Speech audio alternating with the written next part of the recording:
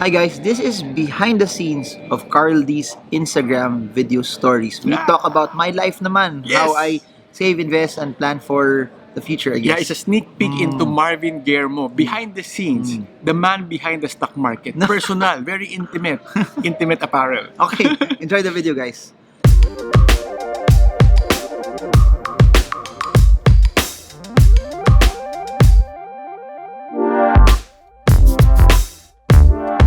Guys, catch us. We will be in SM Davao on November 30. So before Christmas comes, no? November 30, one day event wherein there are gonna be 6, 7, 8 speakers. You just have to sit down and absorb. You don't have to, mahirap magbasa ng 8 books in one time. Ito, makikinig ka lang.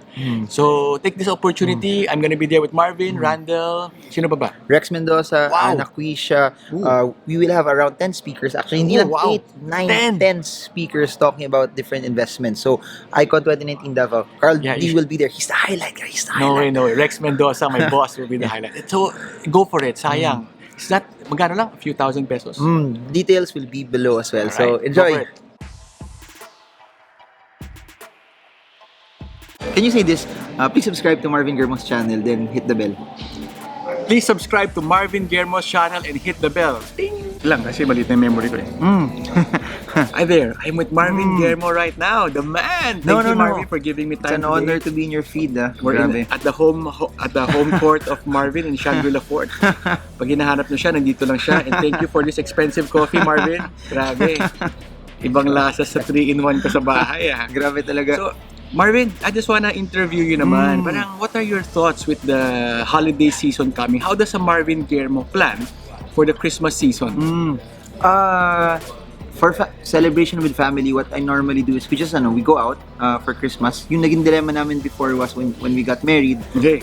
It's hard to know where to spend Christmas, dun sa in-laws ko ba o dun sa parents ko. Okay. So what we've done was in-invite namin sila, pareho kami na nanlilibre, so we get to incentivize them to join us together. So Two families we don't feel bad na hindi kami naka-Christmas dito, hindi kami naka doon. We combined it, and we've been doing that siguro for the past years na rin, habang malakas pa yung parents and namin so they can travel also. Yun din, under the context that habang bata, they can still enjoy life. Do you do it sa city or do you go sa mga resorts, outskirts? Most of the time, hindi, combination we did cities and we did beaches also. So, yun, may mga hiking, tapos meron beach. Pero na-realize ko, hindi nila sinasabi sa amin. Okay. Hindi pala sila mahilig sa beach. Kami mahilig sa beach, lalo na si Ipon. Pero we've realized when we were doing it, hindi sila lumalabas. So, ganun lang. We prepare for it. Then, in terms of money, since you know that you're spending that on December, at the start of the year already, you can already set aside money for that already. Wow, Ganun so lang siya. that's how generous our guy is. Hindi naman. So, Lodi, talaga Lodi. Ano lang siya, it's a way also of, we've been to so many funerals of friends. Funerals, okay. Na yung parents sila passed away, and the biggest thing that they would always say is, sana we could have taken them out when they were still strong, or nung nagkasakit na, they weren't able to enjoy going out also kasi nasa kama na, sa hospital na lang, pwedeng buhay pa, but hindi sila nag-enjoy, or di na nila nakakain yung gusto nila. Alright. Alright. And that's it, no? For this episode. Kung 2 minutes. ano ginagawa ni Marvin Guillermo pag Christmas. Thank you. Carl, lumampas tayo, magiging problem na ito sa madaldal No, ako. this is good. 1 minute parang bitin eh. Pero regular Instagram movies naman pwede, di ba? Pag gusto ko tanong sa'yo. What are your thoughts about 2020? About the economy or Personal Marvin Guillermo, personal. I'm Okay. excited with 2020. Okay, sige lang, hindi ko lang. So I'm here again with Marvin Guillermo and it's my turn Super to yaman, interview Marvin Guillermo. No way. So, Marvin, what are your thoughts, personal about 2020? Are you looking forward to it? Are you worried about it? What is your thoughts about 2020? I'm always excited. Yes, positive. I'm parang, if there's a human optimist, I'm a human optimist. I always try to look at the best on things. People are saying that there could possibly be a crash also.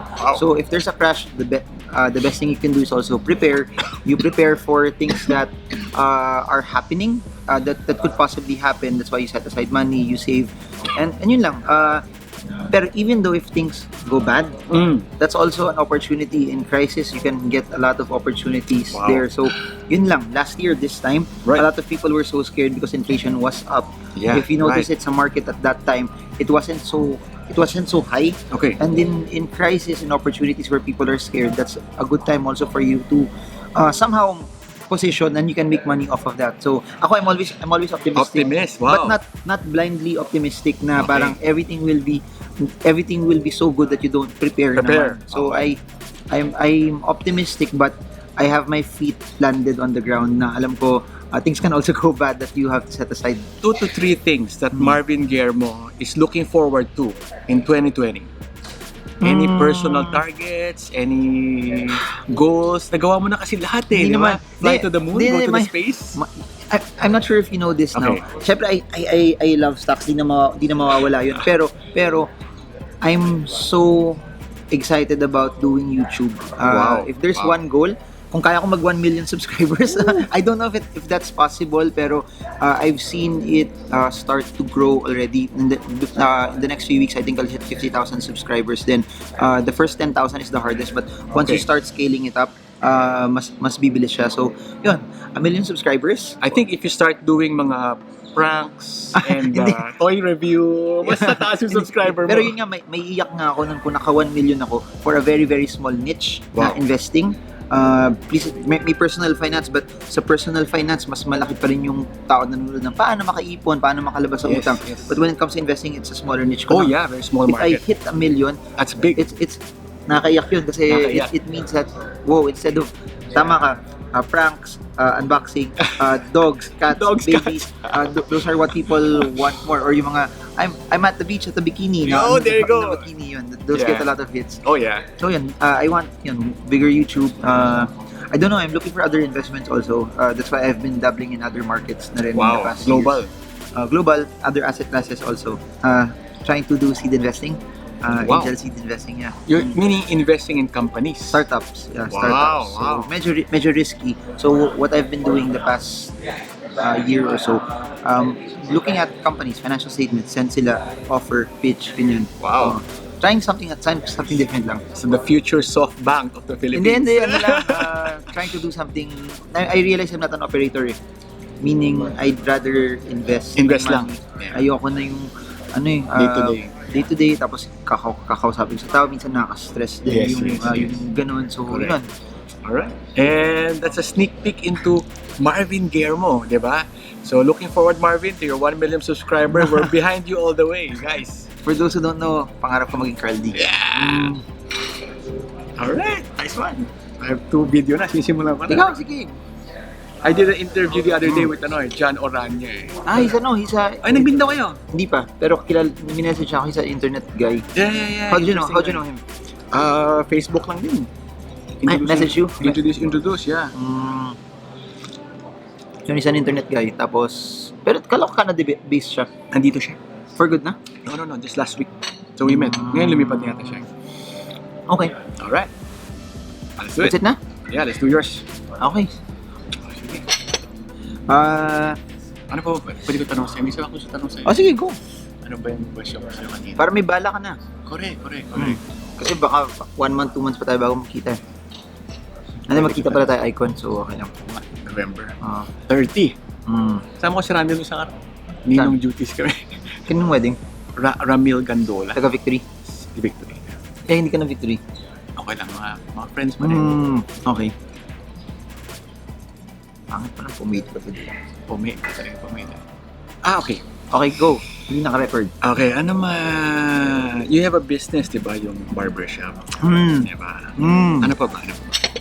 There are some silent investor lang yung mga small ventures also.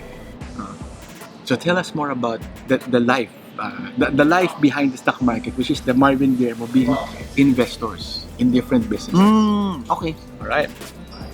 Hi there. This is series 3 of my video with Marvin Guillermo. A sneak peek into the life behind Marvin Guillermo. No? So people know Marvin Guillermo as a stock market guy.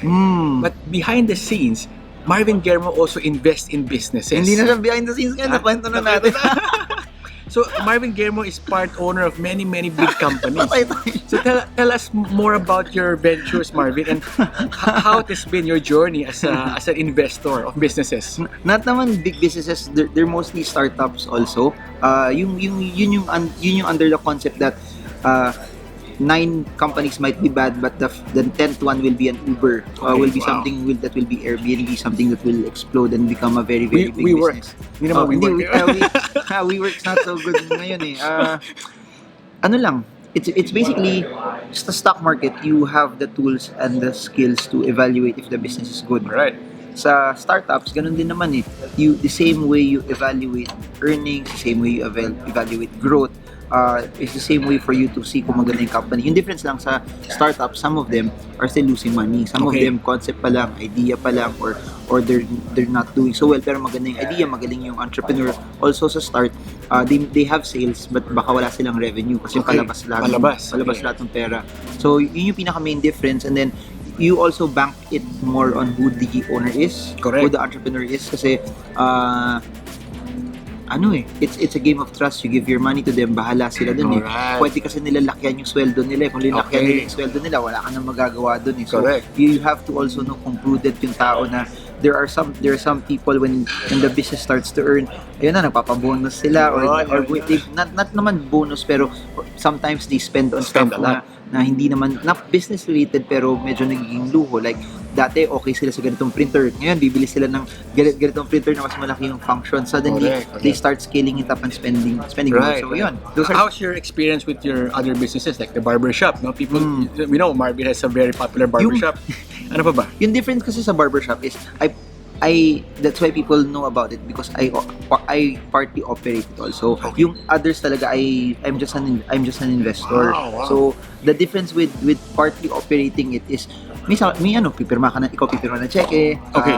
ikaw yung kung may headache, you also have to help in the solutions for it. Kung Okay. eto bigyan ka tayo isang example.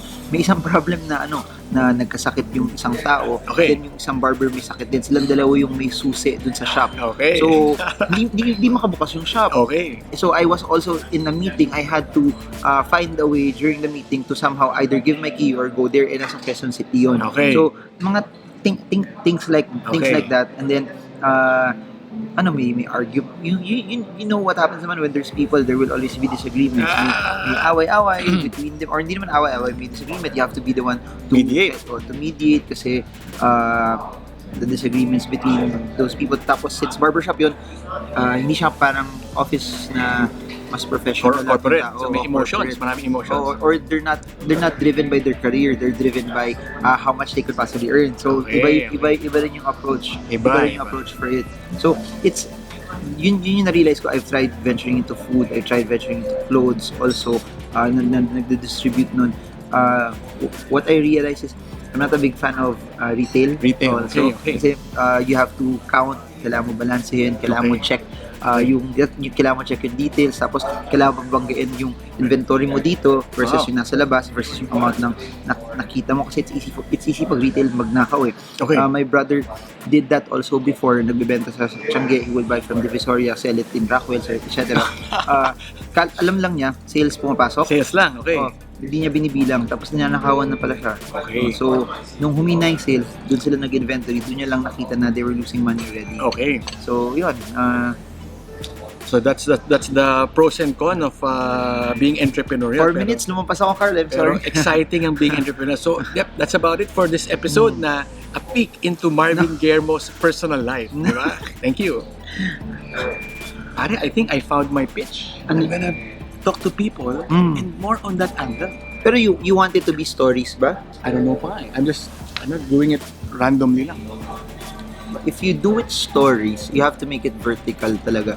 Yung problem sa stories is it's not searchable. Oh, Tsaka yeah. nawawala. I think I won't do stories. Hindi siya long lasting. I'll probably do like you. You do it YouTube. Oh, YouTube pa rin. YouTube na. Kahit phone lang. Chiki uses sa phone nga lang sa YouTube niya. Chinky. Kaya ako pinipilit lahat ng tao mag-gano. Jason's doing it now. Ang galing ni Jason. A million views na siya sa mga videos niya. Kasi wala eh. There's no finance content there. It's about White sheet. politics and the Barreto family in Correct. social media. So, sayang, you can take the space eh. Sige. Actually, maganda tong meeting natin. It kinda like reminded me again. Oh. Eh, yun din sabi mo nung August, magsa-start ka. Oy, pare, you know what? There's always I firmly believe that in second chances. It's So- better late than later. So I guess, guys, this is just a very, very raw video. Nakatuloy-tuloy na siya? Hindi, this is the ending of this video. This is a raw video with Carl D. This is behind the scenes of how we did it in his Instagram story. So please follow him. Yes, please. What's your... I am Carl D. I am Carl D at Instagram. If you want to know, guys, sobrang yaman. If you want to No, know how he did it, Sipag, follow him. sipag, tiyaga, hard work, ipon. Yun. I just follow all the advice nila Randall, nila Jason, nila Marvin. And I follow the steps of Randall, di ba? Get out of debt, set up your emergency fund. Very helpful, nakatulong sa akin. Right? And always be humble. Okay, so that's it for now. I hope this video helps you trade well, trade strong, trade smart. See you all again soon. Bye-bye.